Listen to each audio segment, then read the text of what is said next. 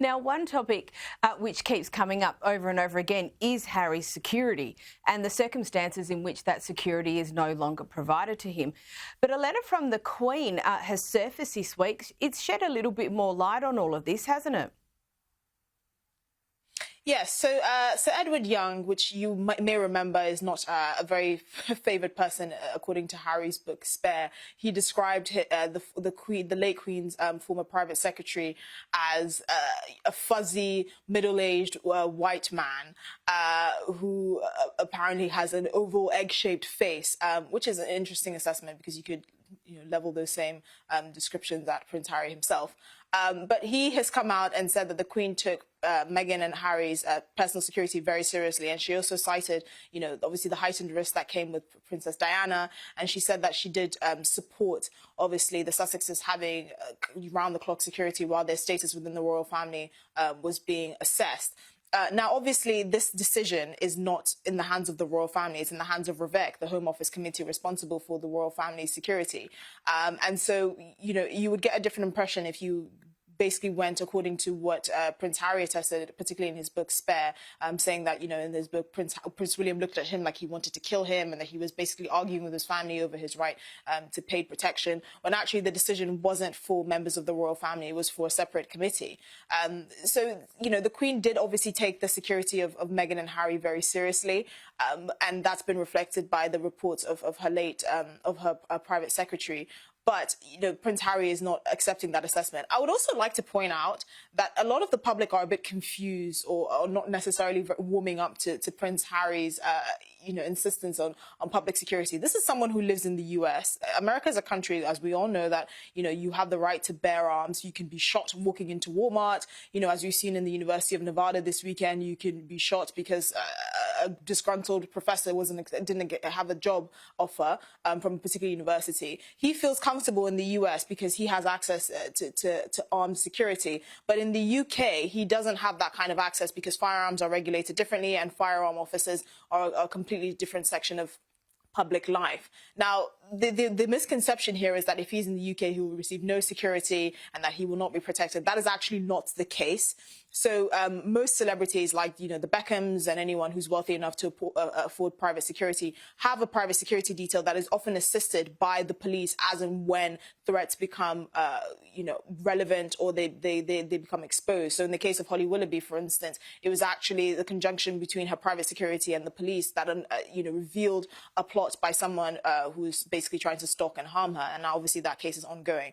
But to paint this picture that he wouldn't receive any security is not the case. It was going to be on as and when needed basis. So he wouldn't get the 24/7 security that working members of the royal family get. He would get security basically as and when he needed it. And it's also important to point out that Prince Andrew doesn't receive that kind of security, as he was stripped of his royal titles due to his proximity with convicted sex offender Jeffrey Epstein. He was also stripped of the privilege of that kind of security as well. So he only gets it, again, if he's engaged in royal duties or at a royal engagement, but he does have to pay for his own security. So I just wanted to clear that up because there is this idea that if he's in the UK, he will not be safe or he will not be afforded any security. That's not true. As a UK citizen, he does have protection from the government. That is his legal right.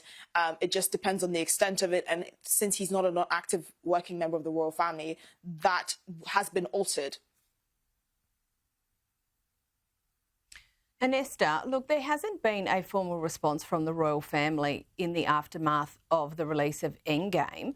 But look, we understand from, palace sources that the King won't be emotionally blackmailed by Prince Harry. Is that the position? That's definitely the position. I mean, I don't know if you remember, a few weeks ago for the King's birthday, they allegedly received a call from the Duke and Duchess of Sussex and their children, wishing him happy birthday. He did hint that him and Meghan would accept an invitation to Sandringham for Christmas this year, although it has not been clear that even an offer of an invitation has been made. So those are interesting reports there.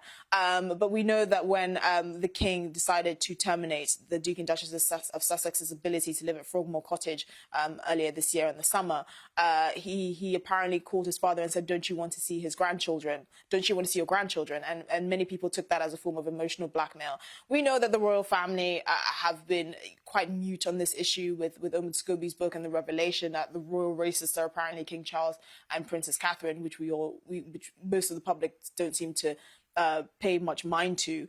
But at the end of the day, the reality is Prince Harry has effectively eroded any sort of possibility of any meaningful relationship with his family. And I think that's a reality that's really starting to sink in.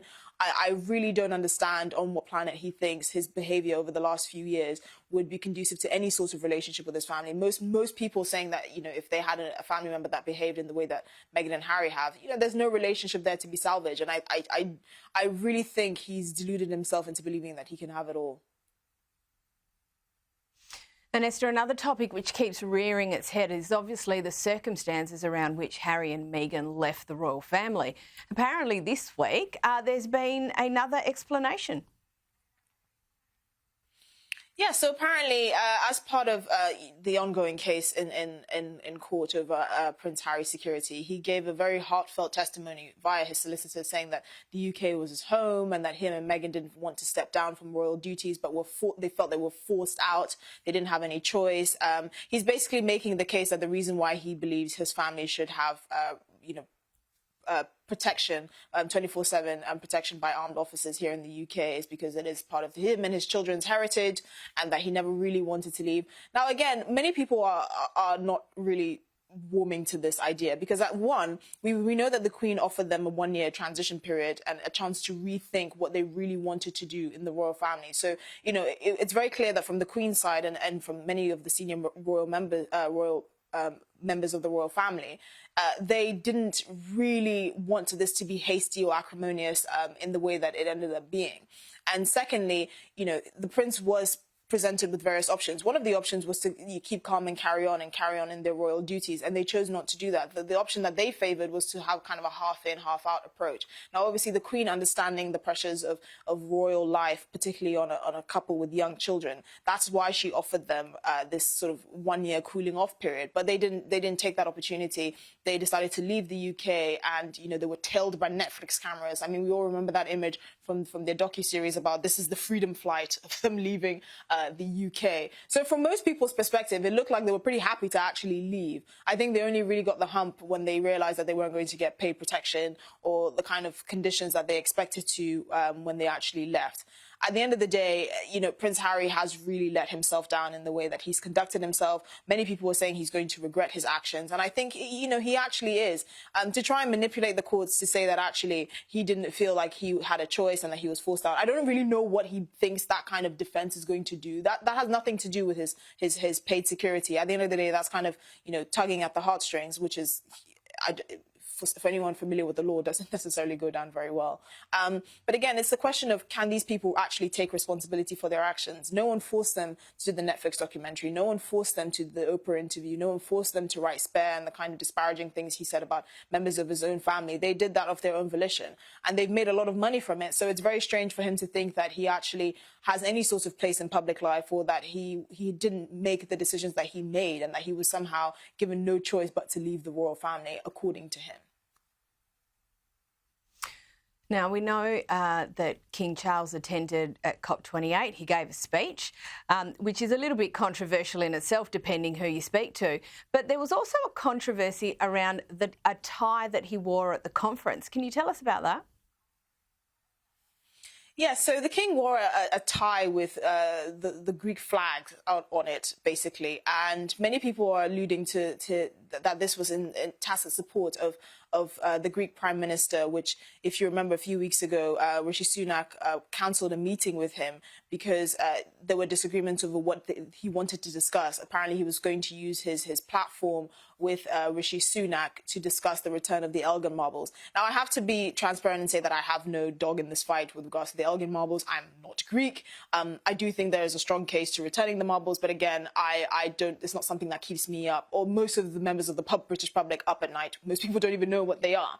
But there's been kind of this ongoing PR dispute, particularly with the leader of the opposition, Keir Starmer, and Rishi Sunak over whether these marbles should be returned, whether it was right for Rishi Sunak to cancel the meeting over that. I happen to think that he was actually right, because even if you do want to discuss the Elgin marbles, it's not at a meeting where it has been designated to discuss other more pressing issues like immigration in Europe and the economy and all of that. Now, I don't actually think this move by King Charles to wear a tie with the Greek flag on it was in tacit kind of agreement with the Prime Minister of Greece, even though I suspect he probably leans more towards returning the Elgin marbles. We have to remember that King Charles's father, Prince Philip, was actually Greek. He was a Greek prince.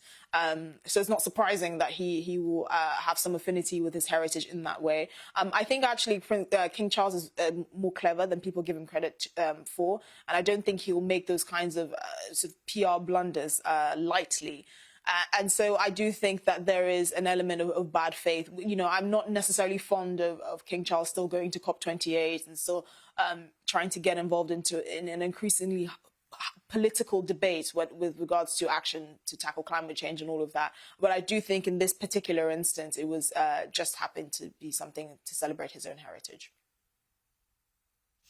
Now, a couple of weeks ago, we touched on the Duke of Westminster's upcoming wedding and the fact that the Sussexes were excluded from attending.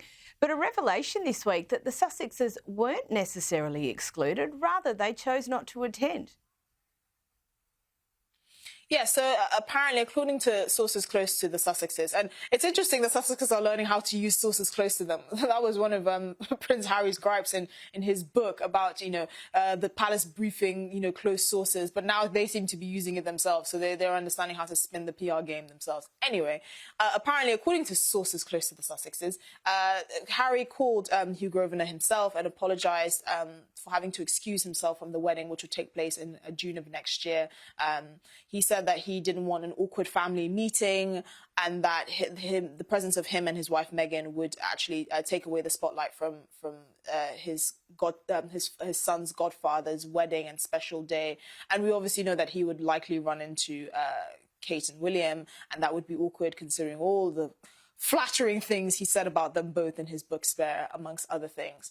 So that's apparently what we're hearing. We're hearing that Harry excused himself from this wedding, which I suspect was probably a good idea, actually, because it would have drawn the attention away from them.